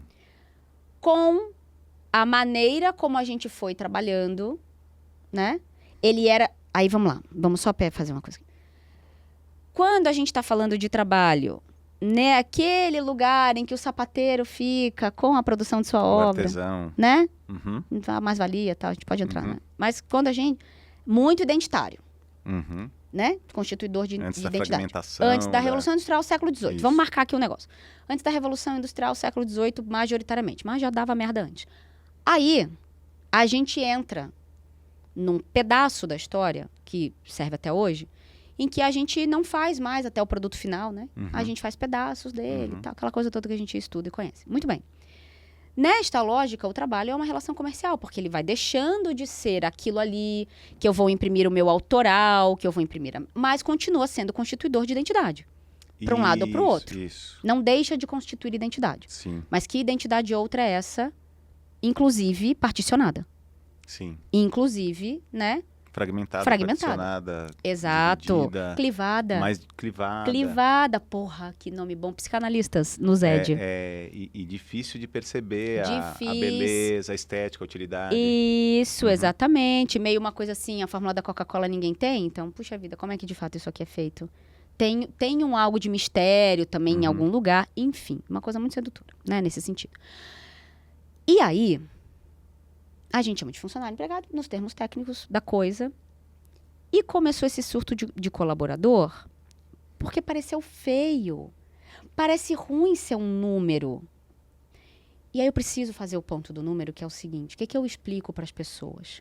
Eu entendo a dor e o pedido que tem por trás dessa frase, que as pessoas repetem sem pensar. Esse é o meu ponto. Tem muita coisa que se repete sem pensar, sem criticizar o negócio. O que eu explico para as pessoas é: que bom se você for um número dentro de uma empresa. Sabe por quê? Mais honesto. Puta que pariu, não é só sobre isso. Não. É mais honesto se a gente for pensar nessa lógica simbólica da desumanização. Mas eu tô bem antes disso. Que bom que você é um número para o governo como um CPF. Porque os seus direitos estão garantidos porque você tem homônimos. E o RG é um por estado. Você ia se fuder. Se você não fosse um número. Que bom que você é um número de passaporte, porque a Interpol, o FBI, ninguém vai te prender errado. Só pela sua cara e pelo seu nome. Que bom que você é um número para um monte de outra coisa, porque este é um dos alfabetos que garantem, inclusive, a sua individualidade. Então, que bom que dentro do trabalho você é um número na minha folha fucking de pagamento. Porque a minha você garante seu salário. folha de pagamento vai garantir que eu te pago esta merda deste É que a gente salário. não pode Deixa eu ser falar até o final. Só um número, tá. Não, Desculpa. então, é aí que eu vou chegar. É aí que eu vou chegar. Porque, de novo, não é nem só uma coisa, nem outra. Então, para de reclamar que você é um número, porque é ótimo. Vou falar pra minha câmera. Basta, muda, Brasil. Para de reclamar que você é um número. Que bom que se você for um número de verdade para uma empresa que cumpra a lei, que garante os direitos. Então, você tem que ser um número na folha de pagamento. Você tem que ter um número no seu crachá, na sua catraca, sei lá, qualquer merda. Que bom que você é um número de carteirinha de plano de saúde, porque significa que você tem um plano de saúde. Entende? Então, a gente precisa... Não pode parar por aí. É aí que eu vou chegar. A gente só precisa tomar cuidado para, na reivindicação de um algo legítimo, não esvaziar um algo que também é tão importante. Perfeito, entendi. Entendeu? Entendi. Então, as duas O problema coisas... não é que você é um número. Pô, você tem o seu número. Parabéns. E esse número, inclusive, te garante dignidade e direitos. Sim, sim. Que bom que você é um número. Sim, sim. Agora, além de ser um número, você também é um nome, é uma pessoa que sente, é uma pessoa que tem... Tudo bem. E ser um número também deveria ser sobre isso, entende? Então, é isso. Ser um número dentro de uma empresa, primeiro, significa que você existe para ela. Você existe para ela. Ponto. O que não pode... E aí é que nem relacionamento a gente estava falando. Não pode só existir no burocrático. E para mim, aqui tem uma centralidade de discussão. E aí a gente vai dourando a pílula com cadeira de felicidade. Que, na verdade, o que a gente deveria estar discutindo é a burocracia da coisa. Primeiro, ela deveria ser melhor. Que é quando a gente fala que a estrutura tem que vir para a mesa. A burocracia da coisa precisa ser melhor. Precisa ser coerente, precisa considerar porque eu duvido que uma porra de uma cadeira de felicidade vai ter poder para mudar a estrutura e para discutir a burocracia da coisa. Porque se tiver, a minha pergunta é, cadê a cadeira do RH? E aí, teve uma moça que decidiu que ela ia discutir comigo, tendo um perfil de gratidão de luz, que eu entrei para olhar. Mais nova que eu, um perfil que fala sorrisos, vão resolver tal, gratidão, aquela coisa, né? Mais nova que eu, com menos experiência que eu, com perfil de gratidão de luz, assim, tudo errado, branca. Ela começou um comentário dizendo que não, agora a busca pelo dinheiro não é mais a realidade, não é mais a realidade de quem, minha senhora? Então, aí, foi aí que eu fui entrar no... Saiu do capitalismo. Então, mas aí ela entrou no lugar, né? Na coisa... Enfim, vou me abster de adjetivar como diz o seu irmão, meu médico, maravilhoso. Um beijo, Pedro Fusco, excelente. Quem precisar de um gastro, viu, gente? Maravilhoso, Gastro, maravilhoso. vascular. Excelente, Pedro. Vamos fazer propaganda de Pedro. E aí, a gente discutiu por comentários em alguns momentos, porque, assim, as pessoas às vezes elas dão azar de eu estar com tempo, tipo, no táxi, né? Muito bem. E aí, no final do argumento dela, num dos últimos comentários, quando eu falei, olha, eu não vou continuar essa discussão, ela me comenta assim, mas talvez no futuro essa cadeira seja a cadeira do RH. E eu só escrevi, muito obrigada por isso, você acabou de provar o meu ponto. Porque é igual a gente deu o exemplo no relacionamento. Vai secar essa mulher do mesmo jeito. Essa cadeira vai secar do mesmo jeito. Porque a cadeira de RH foi criada para isso. Para cuidar das pessoas. Entendeu? Mas e o chefe, o gestor e o líder? E aí, dentro desta lógica do surto colaborador, para mim, a nomenclatura não só da cadeira da liderança, do chefe, mas também da área de RH, que agora é talent, people, gente, a área de gente. Aí às vezes eu fico pensando assim, as outras áreas são de quê? Que a nossa área de gente, eu penso assim, as outras áreas elas são de quê? De pessoas, de gente, de talento, entende? De cultura. Então, ok, recursos humanos... Preferência em inglês, né? Recursos humanos também é ruim. Também é ruim. Tal. A gente pode discutir um monte de coisa. O meu lance só de novo, não dá para parar na mudança do nome. Então, a gente começou também nos últimos 20 anos a construir esse surto. De que o chefe não pode ser chamado de chefe. É líder, entendi. Gestor. Aí tem aquelas imagens de que o líder está na frente com o time, ou com o meio do time. E aí, eu vou lembrar de uma coisa que foi triste, mas que tem uma lição ali de uma entrevista que, assim, explosão do shopping de Osasco.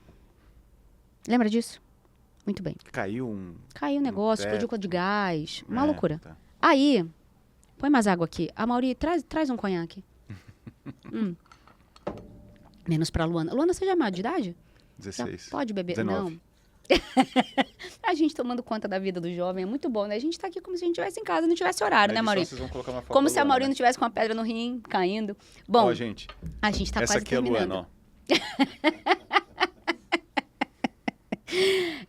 Temos que saber se o jovem quer aparecer. Abaixa esse dedo. E aí, tem uma coisa que é... Quando aconteceu a coisa do shopping de Osasco, todo mundo caiu de pau no chefe dos bombeiros.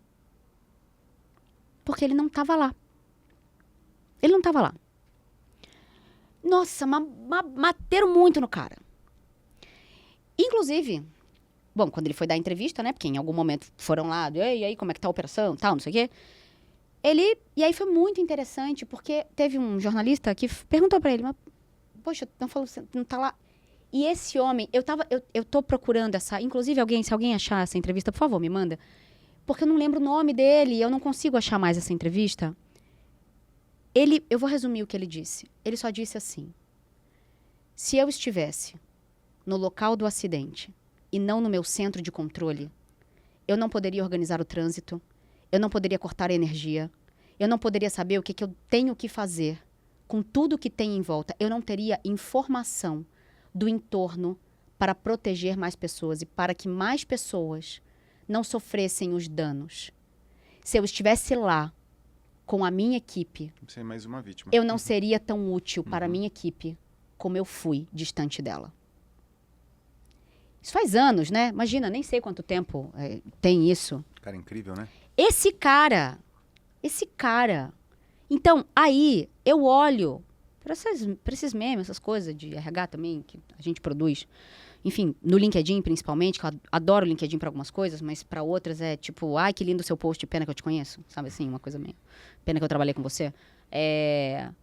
E aí, eu olho para essas coisas e eu falo, qual é o problema de ser... Porque qual é o grande problema com o nome chefe? A coisa do autoritário, comando e controle, manda quem pode, obedece quem tem juízo. Resumidamente é isso, do ponto de vista semântico. Militar. Né? Isso.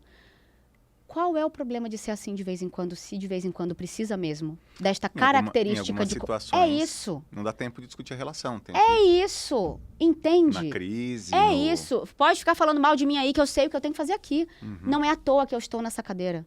Então, de novo, não pode parar por aí. Não pode ficar falando assim, ai, o nome é ruim. Ai, não pode mandar. Não, quem manda nesse negócio aqui sou eu. Por quê? O risco é meu.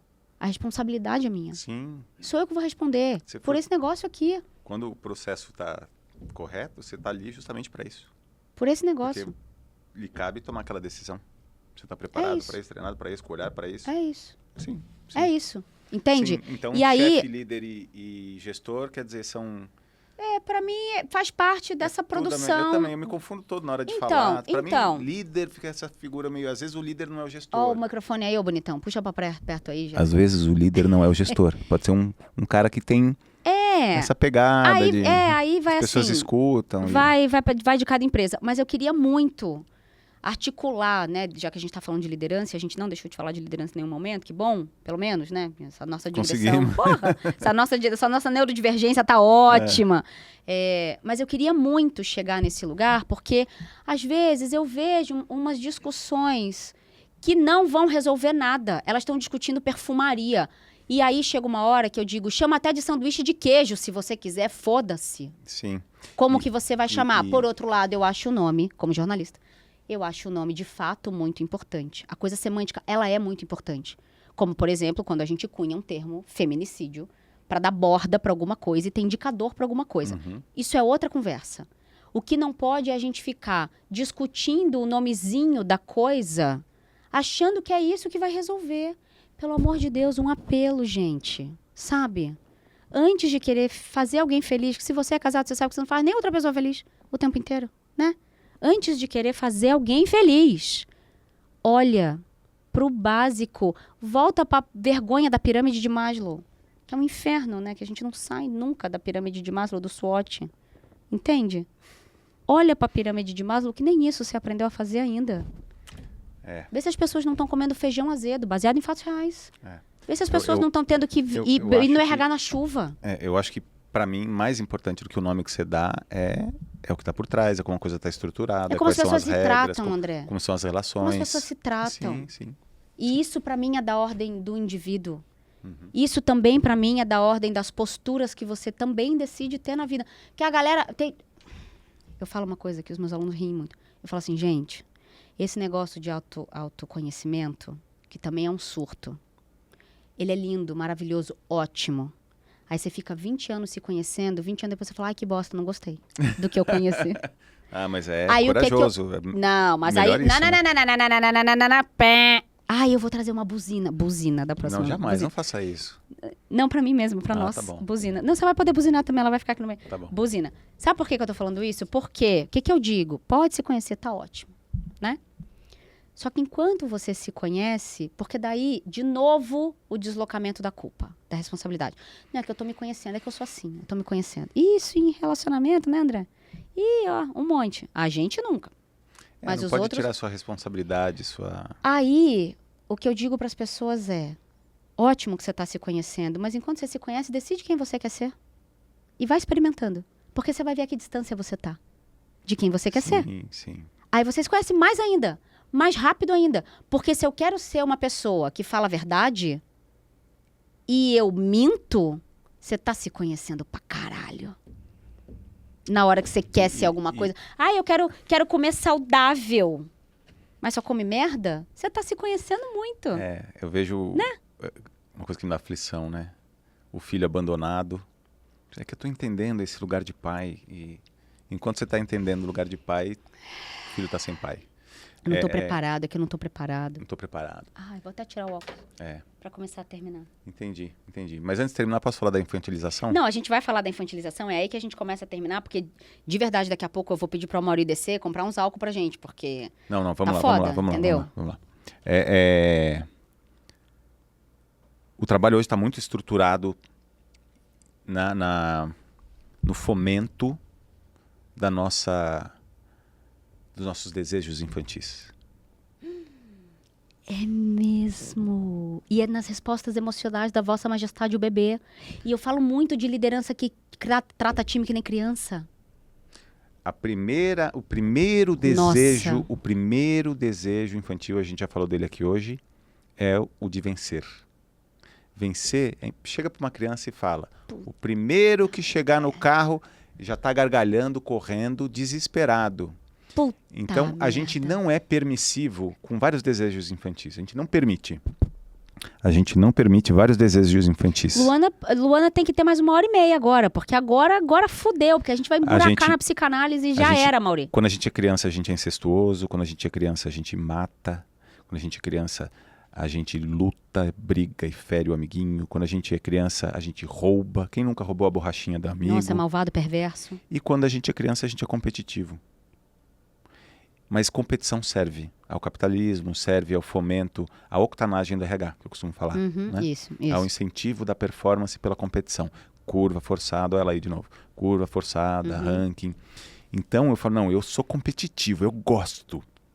Você gosta, então você é criancinha incivilizada.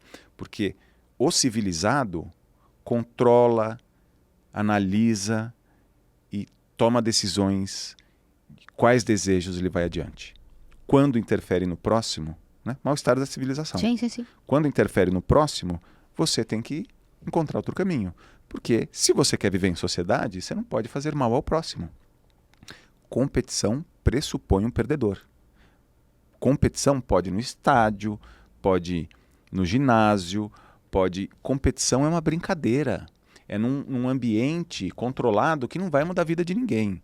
Não pode ser na vida real. Porque o ápice da competição na vida real é a guerra.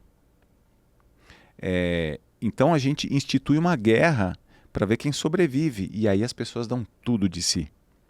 E isso é muito infantil. Então o pressuposto da organização das performances das pessoas...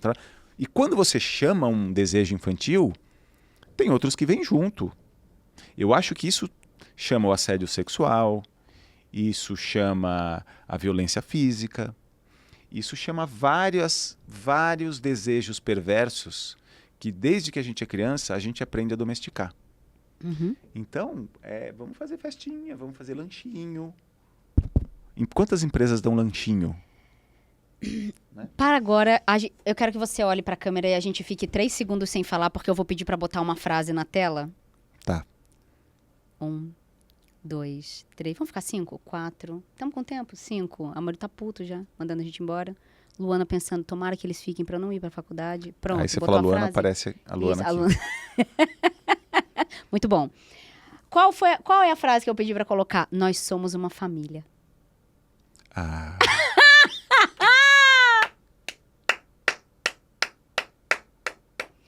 De nada por essa escada. Nós somos uma família. Eu explico para as pessoas que essa frase, essa postura, essa imagem, ela é muito complexa, porque principalmente sob o aspecto religioso da coisa, porque quando a gente diz na empresa que nós somos uma família, o pedido implícito é aguente qualquer coisa em nome do sangue. Sim, seria ótimo se fôssemos. Não, Se fôssemos uma grande família Não, enquanto sociedade. não, porque Mas família é mentira, ruim. é Não, mentira. e nem isso. Família é ruim. Família. Ah, não, olha só, agora eu vou falar uma coisa. Eu falei família é ruim, mas eu Nenhuma vou família explicar. normal, né? Só não, a minha. assim, volta aqui, então, vou ter que fazer um parênteses. Você, como psicanalista, sabe que a família é o grande lugar de adoecimento. Sim. Junto com o trabalho, dormindo de conchinha com o trabalho. A gente Sim, sabe que sim, família, sim, principalmente de origem, é um grande território adoecedor. Transgeracionalidade. Isso, Sim. dormindo de conchinha com o Sim, trabalho. Está no top 1 do adoecimento mental. Você acredita, Paulinho, que a gente está aqui ainda? Você veio salvar a Luana, né? Excelente. Então, olha só, a gente já está terminando. Então, é o seguinte. É muito complexo porque, religiosamente, se constrói a ideia também para dar conta do que é difícil, né? Também para maquiar o que é difícil. De que a família é esse lugar maravilhoso. Principalmente a família tradicional brasileira. Isso é bem infantil. Margarina. Isso. É É isso que eu tô falando. infantil. É infantil. É essa peça que eu tô juntando. Por quê? É naive. É isso, é ingênuo. Porque assim, chega num lugar que nós somos uma família na imagem de que a família é boa. E a família não é boa. Ou ela não é só boa. Porque nada Isso, é ela é só humana. bom. Ela é humana. Nada é só humana. bom ou nada é só ruim. Uhum. Entende? E para muitas pessoas, a família é o próprio inferno. E muita gente tem muito problema em tomar a decisão, e a gente vê isso em consultório o tempo inteiro, tomar a decisão de interromper, pelo menos por um tempo, o contato com essa família de origem. Aliás, saúde mental reside no equilíbrio entre vida pessoal e vida profissional. Nossa, às vezes o trabalho é o que salva, né? Isso é Porque a bizarro. família é bizarro. Isso é bizarro. Isso é bizarro. Tinha mais um monte de perguntas para fazer que eu fui anotando, eu não vou fazer mais nenhuma. Porque Não, deixa pro próximo. eu acho que a gente tem que terminar agora com essa raiva para Como terminar uma de família. falar. Como uma família. Irmãos. Irmãos gêmeos, ativar a forma de um cubo de gelo. Lembra disso? A gente Na é o forma de próprio. um Chief Happiness Officer. Que Desculpa. filho da puta. Desculpa. Não aguentei. Léo Kaufman, essa foi pra você. Eu quero falar desse livro pra terminar. Você tem mais alguma coisa pra dizer por enquanto? A gente nunca Nem vai sei acabar. quanto tempo a gente tá aqui falando. Fala. 1h30. Jura? É isso, querido. Sem conhaque, sem vodka, sem nada, o que é um absurdo. Vamos no próximo trazer um negocinho? Que aí a gente combina melhor o horário com eles aqui? A gente dá uma bebidinha pra dar conta? Eu quero falar desse Não livro. vou responder. Vou botar o óculos pra parecer mais sério. Você quer dar um recado mais final, assim, antes da gente falar desse livro? Não, termina com o livro. Termina Acho com o que livro, deve tá. ser Tô curioso. Assim, ó, esse livro, esse autor, ele é um autor que eu gosto. Ele é coautor o primeiro livro dele se chama, em português, Como Chegar ao Sim. Ele é um negociador americano, participou da queda do Muro de Berlim. Assim, esse é o nível do cara, né? Guerras, etc. e tudo mais. E ele ensina técnicas de negociação, mas o que eu gosto muito Você dele... dobra a pagininha quando Eu tem dobro, Eu porque não tinha também. post-it. Ai, que agonia. Eu Não, escrevo. Eu só dobro mesmo. Eu escrevo no eu livro deixo inteiro. dobradinho, Enfim, os assim. meus livros, eles viram relíquias. Enfim, para de distrair que a gente não tem mais tempo. Vamos terminar, pelo amor de Deus. Aí, esse autor... que eu gosto muito, muito, muito nele, além do estilo de escrita, e os tradutores são muito bons também, mas ele em inglês é muito bom, é que ele tem essa capacidade que eu acho que a gente tem de olhar para a vida real, para o aspecto cotidiano da coisa. Então ele consegue, e eu acho que a gente se perdeu muito do cotidiano, da rotina, enfim, é outro episódio. Nossa, horas de discussão. Horas de discussão, Idealizações, porque, enfim, para mim as coisas se resolvem muito no cotidiano e na rotina, muito. A vida é o cotidiano. É, exato. Então, e a felicidade também. Então, ele é o cara que vai pegar todas essas coisas muito complexas que ele faz e ele ensina real, ele é um professor incrível, ele ensina real a trazer para o cotidiano. Real. E o Como Chegar ao Sim é excelente, as perguntas, os caminhos que ele... É muito didático, ele é bem for dummies. Sabe, assim, uma coisa para crianças de 3 anos, já que estamos falando de crianças. Muito bem.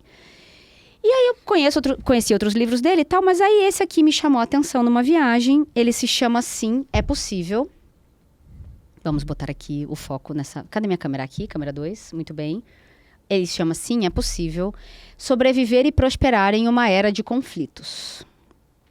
Achei o título, assim, meio ruim. Parece o Yes, We Can, né? Uma coisa meio presidência americana. Mas não gostei também muito de sobreviver. Mas sobreviver e prosperar em uma era de conflitos tem um respiro de esperança. Aí eu olhei e falei, não acredito que esse cara que eu gosto tanto vai escorregar na coisa neoliberal da coisa. Eu comprei pra criticar com propriedade. Pra falar mal com propriedade. Eu estava dentro do avião, aos prantos, antes da página 25. Jura? Vou ter que ler. Por 2 razões. Primeiro, porque ele não doura a pílula. Ele vai dizer, não vai melhorar. Não vai melhorar. E eu amo, que é a mesma coisa que o autor do 4,000 Weeks, o autor que vai dizer que a gente tem 4.000 semanas de vida, né? Assim, o que a gente está fazendo com cada semana. Ele não faz anos de vida, ele faz semanas de vida. Que é um cara também que vai dizer essa coisa, essa piração de gestão do tempo, não existe. Ela é impossível. Esse cara também é muito bom. Eu não conheço esse livro se tem em português, mas ele é muito bom. E esse cara, ele vai dizer, não vai melhorar. Não vai melhorar. Vai piorar, inclusive. E a segunda coisa, porque eu costumo me classificar, tipo Suassuna, uma realista esperançosa. Só que como eu sou muito freiriana, o meu esperançar é verbo. Né? Eu esperanço. De várias formas. Sem perder... prática, né? E sem perder o pé do chão mesmo. Uhum. Mas esse cara, ele se classifica como um possibilista. Ele fala, eu sou um possibilista. Porque eu já vi tanta coisa que parecia impossível acontecer,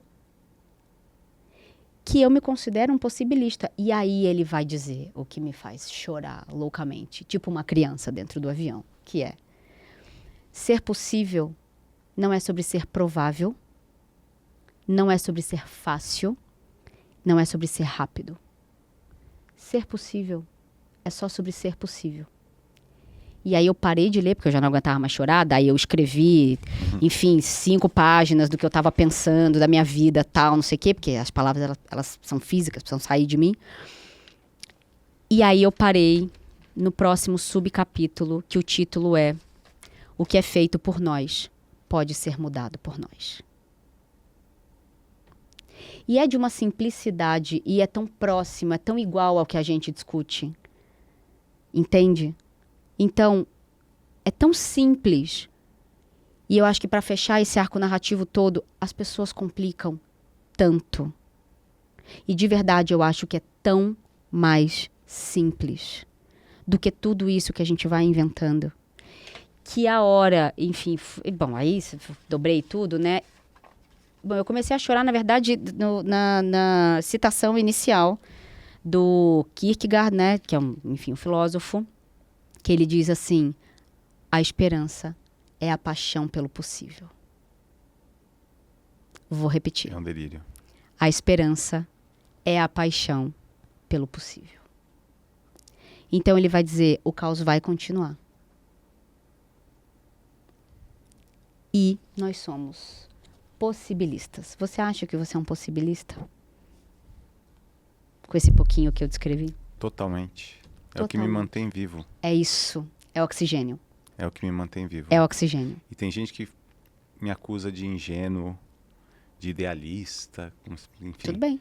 E eu falo, ok, mas senão eu morri. Então, é que nem quando me perguntam, mas como você ainda consegue gostar de homem, defender homem, acolher homem, conversar com homem? Tem muita gente que não entende o fato de eu não odiar o masculino. E não nos faltam motivos para isso.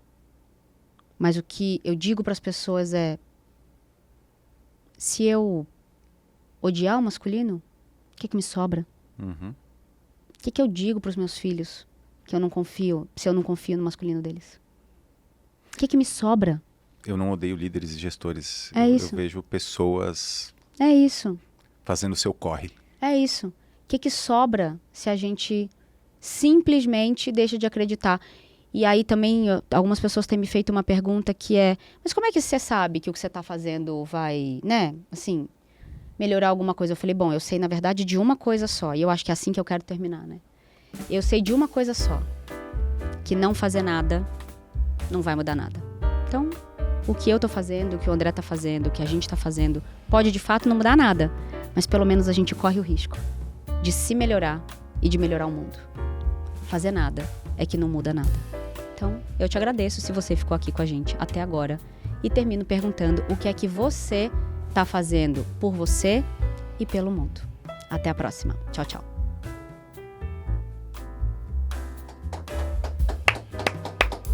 A gente bate uma bola, né, gata?